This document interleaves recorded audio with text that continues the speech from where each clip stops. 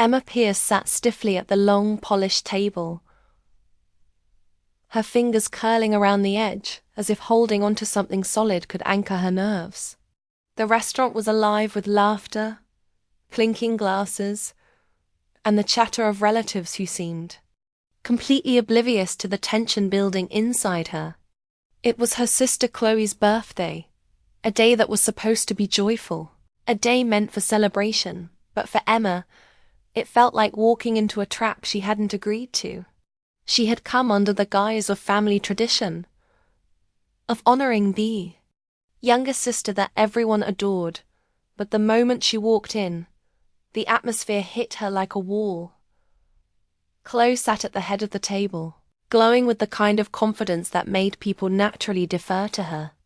She had dressed perfectly, her hair falling in soft waves over her shoulders, a smile plastered on her face that didn't quite reach her eyes. Emma watched her, trying to swallow the bitterness rising in her chest. The comparison had been there. Since childhood, a subtle, almost invisible current of favoritism. Chloe always got more praise, more attention, and even more freedom, while Emma had been careful, patient, and measured, quietly enduring the inequality. And now, she realized, this evening would not be any different. The first signal of betrayal came subtly, like a breeze before a storm. Their mother, Linda, raised her glass with a smile meant for the cameras and the crowd. "To my pride and joy," she announced, her tone carrying over the music and laughter. "My daughter who makes me proud every day." All eyes turned toward Chloe. Applause filled the air. Cameras flashed. Emma felt the pinch in her chest grow sharper. This wasn't a toast meant for the family. This was a public declaration of preference. A reminder that no matter what Emma had done, no matter the sacrifices she had made, she was invisible in her mother's eyes.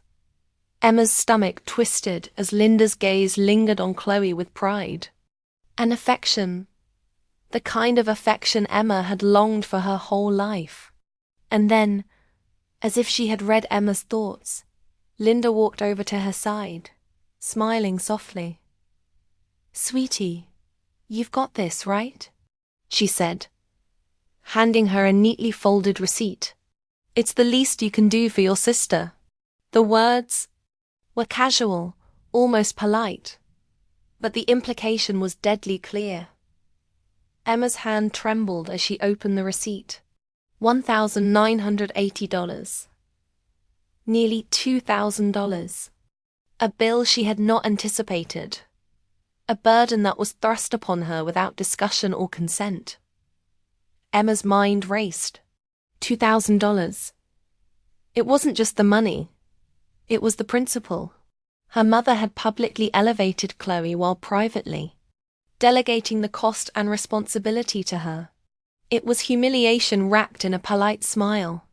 She could feel the blood rushing to her face, a mix of shock, anger, and disbelief that made her want to speak, to protest, but no words came. Her mother's hand patted her shoulder lightly, a gesture meant to soothe. But for Emma, it only emphasized the betrayal. She looked at Chloe, who was grinning broadly, oblivious or indifferent to the storm. Unfolding beside her, Emma had tried to prepare herself for these moments throughout her life. She had endured subtle favoritism, quiet exclusion, and repeated comparisons. She had learned to accept that love and recognition in her family were conditional, measured in smiles for her sister and indifference for her. But this public display with a financial sting attached, was a new depth of humiliation. She felt the thread inside her snap, that internal tension of suppressed anger and resentment finally reaching its breaking point. She realized, with a chilling clarity, that her family's unfairness had just become visible in a way that could not be ignored. As the night wore on, Emma tried to mask her emotions. She watched Chloe laugh with relatives, basking in the spotlight, while she remained on the sidelines, quietly seething. Each toast, each clink of the wine glass, each congratulatory smile directed at her sister was a reminder of how expendable she had been made to feel. Her mother's gaze occasionally flicked toward her, soft and casual, but there was no acknowledgement of the weight she had just placed in her hands. Emma wanted to speak, to demand justice, to point out the inequity, but she didn't.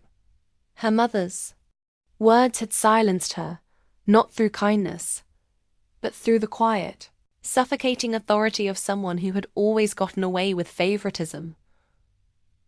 The dinner continued, filled with laughter, conversation, and small celebrations, yet Emma felt an invisible wall separating her from the joy everyone else seemed to share. She thought about the sacrifices she had made for the family, paying for her own education, covering expenses quietly, staying late to help with chores, offering support without expectation, and now, the culmination of years of being overlooked, and undervalued, had landed on her lap in the form of a bill. She clenched her fists under the table, her knuckles whitening, as she stared at the folded receipt that seemed to burn through her fingers. In the silence of her mind, Emma began to wrestle with a growing desire. It was subtle at first, almost imperceptible, a flicker of thought she tried to dismiss, but it gained strength with every passing second. If her mother could humiliate her publicly, if Chloe could enjoy privilege without consequence, then perhaps it was time for Emma to consider her own power, not through violence or aggression, but through exposure, confrontation, and accountability. She wanted them to feel the sting of their actions, to understand how it felt to be undervalued, unseen, and taken advantage of. Yet the desire for revenge was complicated by another, quieter voice inside her, the voice of morality and caution.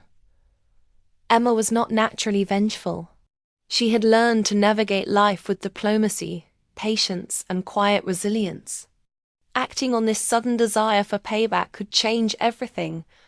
It could shatter family bonds, create lasting resentment, and make her feel complicit in cruelty, even if justified. The duality of her emotions, anger, hurt, and the longing for justice versus restraint, morality, and fear of consequences, made her pulse quicken, and her mind race. By the end of the evening, the dinner was over.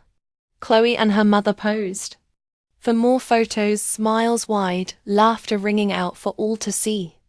Emma tucked the receipt into her purse, her fingers brushing the folded edges like they carried the weight of her humiliation. She left the restaurant quietly, slipping into the night, her mind spinning with thoughts of what could be done, what should be done, and what had to be done. She was hurt, yes, but more importantly, she felt a spark of determination, a quiet, simmering energy that whispered one thing clearly: this would not be the end.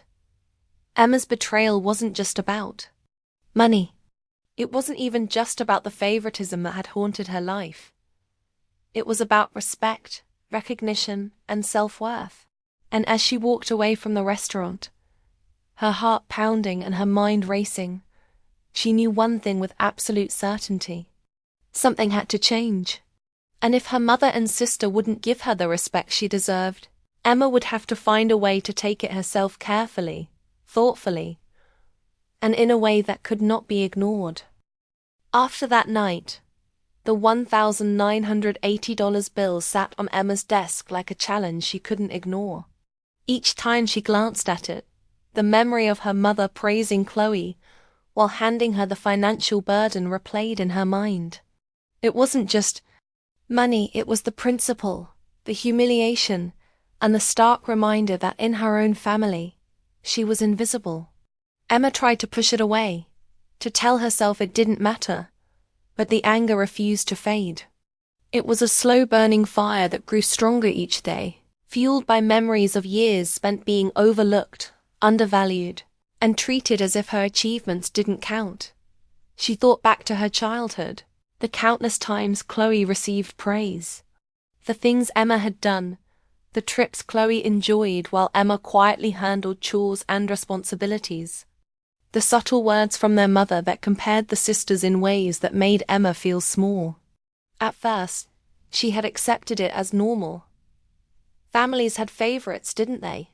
But this night, with cameras flashing and relatives clapping for Chloe, Emma realized the pattern was not just normal, it was deliberate.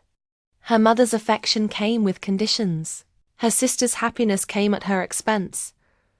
And for the first time, Emma felt a raw, unfiltered desire for justice. Emma couldn't talk to anyone about it.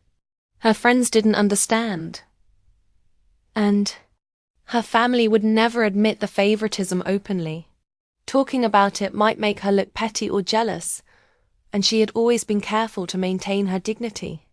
So, she bottled the frustration, letting it simmer under the surface. Yet, the more she tried to ignore it, the louder the thought grew. They should pay for this. Not necessarily with anger, but with acknowledgement. They had to feel, even briefly, the weight of what they had done to her.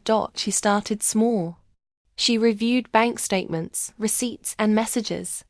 Chloe had bragged on social media about gifts Emma had bought, dinners Emma had paid for, and experiences that Emma had quietly financed.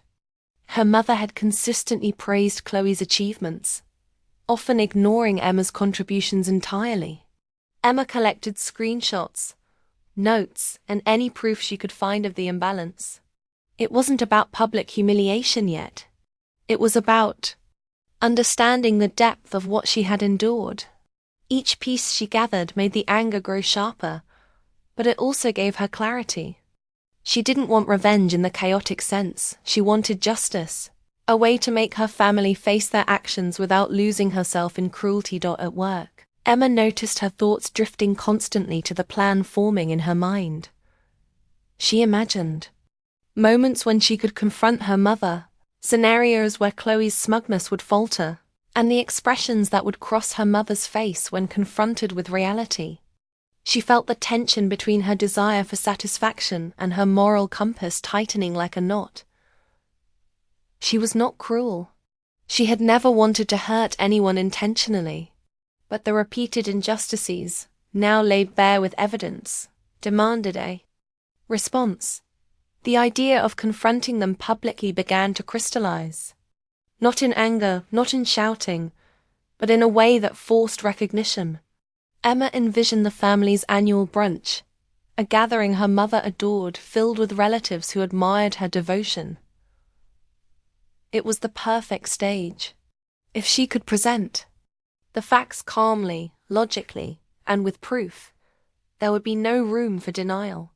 Her mother would have to acknowledge the imbalance. Chloe would have to see her entitlement, and Emma would finally feel her voice respected.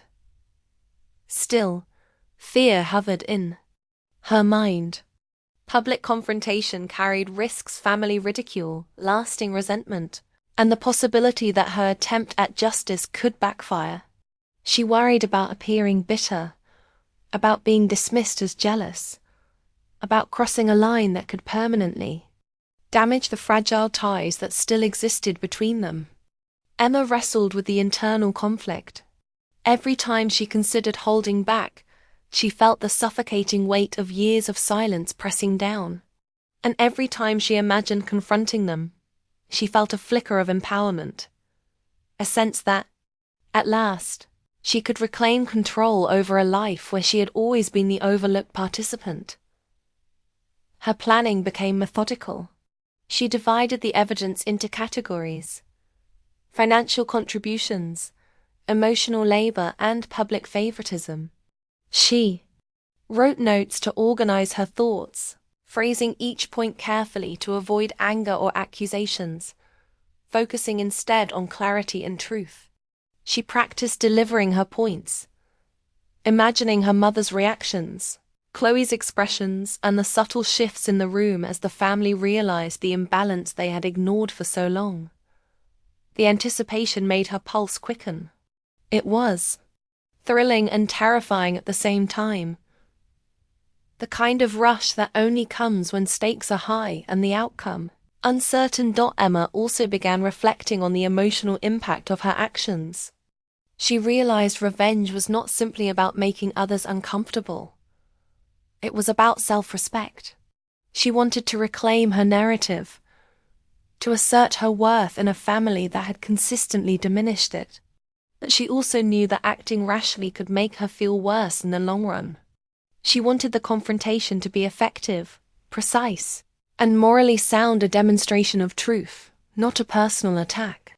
This internal debate kept her awake at night, weighing strategy against ethics, desire against consequence.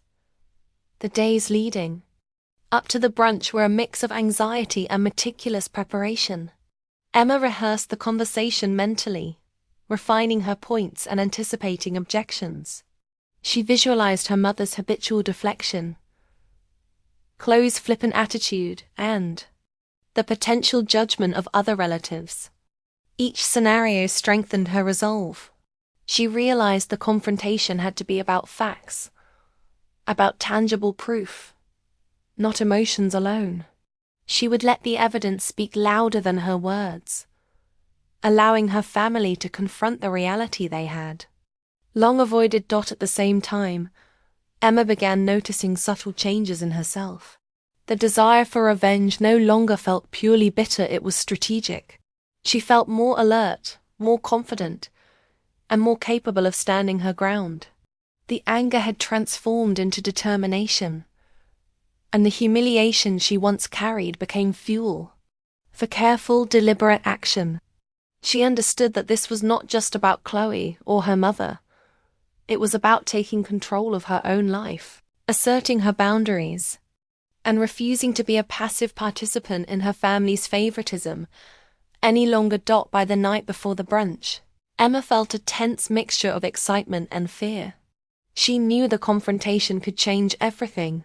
Family relationships might never be the same. Chloe could be hurt, embarrassed, or angry. Her mother could react defensively, possibly trying to twist the narrative. But Emma also knew that staying silent would allow the cycle to continue, letting her family dismiss her worth once again. She had reached a tipping point. She could not walk away without taking action, yet she had to ensure her action aligned with the person she wanted to be. As she set the evidence neatly in a folder, ready to bring it to the brunch, Emma realized something important. Revenge did not have to mean destruction. It could mean empowerment. It could mean truth. It could mean standing up without sinking to the level of those who had wronged her. The fire inside her no longer demanded harm, it demanded recognition. And that realization gave her a clarity she had never felt before. She wasn't seeking chaos. She was seeking justice, and for the first time, she believed she could achieve it without losing herself in anger. Emma went to bed that night with a mix of anticipation and resolve. She reviewed her points one last time, imagining the room, the expressions, and the impact of her words. She felt a sense of power tempered by caution. Tomorrow she would confront them, not for vengeance alone, but to reclaim her voice and assert her worth. The plan was in place, the evidence prepared, and her emotions balanced between controlled fury and moral clarity. Emma was ready to face her family, to force them to see her as she had always wanted, visible, respected, and valued. And in that tense, quiet moment before sleep, she understood the truth. Revenge was no longer about making them hurt. It was about finally setting herself free. The morning of the family brunch arrived with a bright, deceptive calm. Emma woke early, her heart hammering with anticipation. Every detail had been planned, every word rehearsed, every scenario visualized. She dressed simply but confidently, choosing neutral tones that made her feel grounded. Her hands shook slightly as she gathered the folder containing all the evidence she had meticulously compiled. She reminded herself over and over that this was not about anger, not about humiliation. It was about truth and recognition. She had rehearsed the phrases, imagined the reactions, and now it was time to act. When she arrived at the brunch hall, the room was already bustling. Glassware sparkled in the sunlight streaming through the windows, White tablecloths stretched perfectly across each table, and the soft murmur of relatives filled the space. Her mother, Linda, appeared at the entrance, glowing in a pastel dress, greeting everyone with her practiced charm. Chloe trailed behind, radiant, laughing at the jokes of relatives, oblivious to the storm that Emma carried with her. For a moment, Emma felt a twinge of doubt. What if this confrontation backfired? What if she became the one judged, scolded, or shamed? She shook off the thought. She had to do this. She had endured years of being invisible. She deserved to be seen. As the brunch began, Emma slipped into a seat near her mother and sister. The chatter continued, the laughter ringing in her ears, but she focused only on the task ahead. She placed the folder on the table in front of her, fingers brushing its edges to remind herself of the weight it carried. Not just financial receipts, but years of emotional labor, favoritism, and quiet sacrifices. She felt her pulse quicken, but also a strange calm settling in. This was her moment, and she would not falter. Emma cleared her throat, drawing the room's attention subtly. "Mum. Chloe, I need to say something," she began, her voice steady despite the adrenaline surging through her. Her mother's smile faltered slightly, replaced by curiosity. Chloe's expression shifted from amusement to mild concern. The room grew quieter, the subtle tension prickling through the air. Relatives glanced toward the trio, sensing the shift, their conversations pausing for a heartbeat. Emma slid the folder across the table. "I've kept track of things for a long time: expenses, contributions, messages, and examples of how our family treats each other," she said, her tone calm but firm. She didn't shout, she didn't accuse. She simply presented the truth. "I'm not here to argue or fight. I just want the facts to be clear." Her mother leaned forward slightly, eyes narrowing. "Emma, is this necessary?" she asked, a note of defense creeping into her voice. "We're family. Why dig up old things?" Emma held her gaze. "Because it matters. It matters to me. For years, I've been expected to quietly support everything while Chloe is praised and celebrated. I've paid for things without question, handled responsibilities no one notices, and been told it's nothing compared to what Chloe does. And tonight, that continued." She nodded toward Chloe, who shifted in her seat, suddenly aware of the weight of Emma's words. "I want recognition. I want fairness. I want respect." The room was silent now, relatives exchanging glances, sensing the gravity of the moment. Some looked shocked, others intrigued, but everyone was listening. Emma opened the folder carefully, laying receipts, screenshots, and notes in a neat stack. She let them speak for themselves. "Here are examples of what I've handled. Here are the things Chloe enjoys without contributing. And here are messages showing Mom's praise for Chloe, while my efforts were ignored." She didn't add commentary, didn't embellish, and didn't allow emotion to dominate. She simply let the facts breathe in the room. Linda's face tightened, lips pressing together as she glanced at the papers. For the first time, she looked unsure, as though seeing the evidence had fractured the image she had carefully built. Chloe's expression fell as well, pride replaced by guilt. Emma felt a small surge of triumph, not in cruelty, but in the more clarity of truth finally being seen. This was not about revenge as punishment. It was about restoring balance, about finally standing up without being aggressive. Emma watched as the tension in the room thickened, but she kept her voice soft, deliberate, controlled. "I'm not trying to humiliate anyone," she said. "I just want acknowledgement. For once, I want the things I've done, and the effort I've put in, to be recognized." She paused, letting the words sink in. I'm not paying for the $1,980 dinner that I was unfairly handed. And I won't continue to allow myself to be treated as invisible. The silence hung, heavy and electric. Linda's usual composure faltered. Her eyes darted around the table, meeting the questioning glances of relatives who were witnessing a side of their family dynamics rarely revealed. Chloe looked down, fidgeting with her napkin, shame replacing the confident smile she had worn all night. Emma's heart raced not from fear now, but from empowerment. She had not shouted. She had not screamed, yet the room had shifted entirely under the weight of her truth.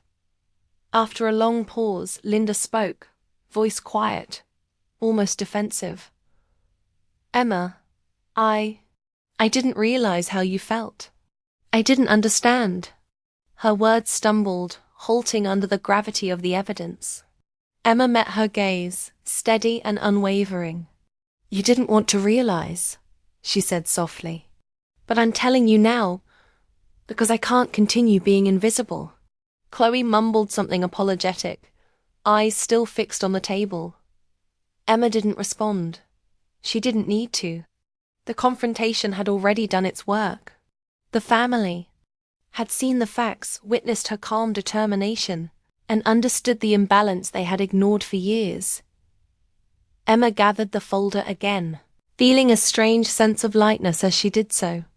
The tension didn't disappear, but the burden she had carried for years lifted slightly.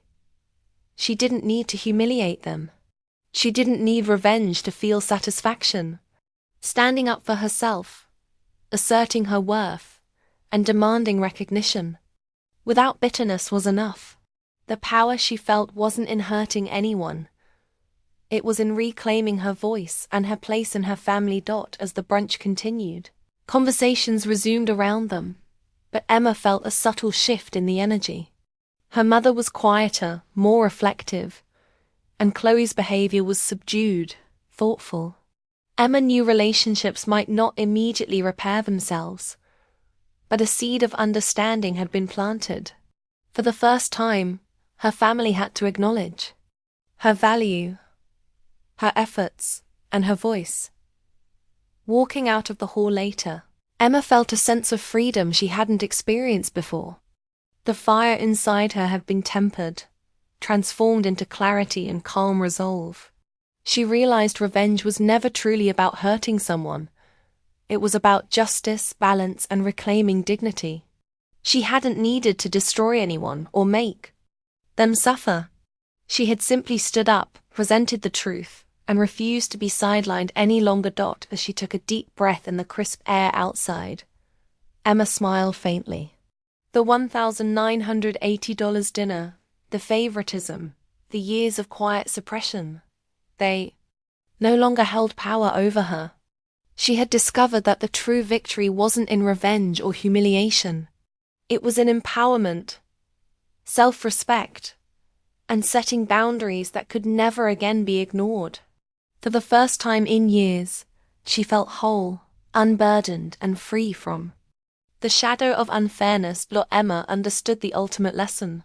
Revenge might feel satisfying in fleeting moments, but lasting fulfillment comes from truth, clarity, and taking control of your own narrative. And with that knowledge, she walked away with her head high, the folder of evidence tucked neatly in her bag, not as a weapon, but as a reminder that she had finally claimed her voice and no one could take it away again.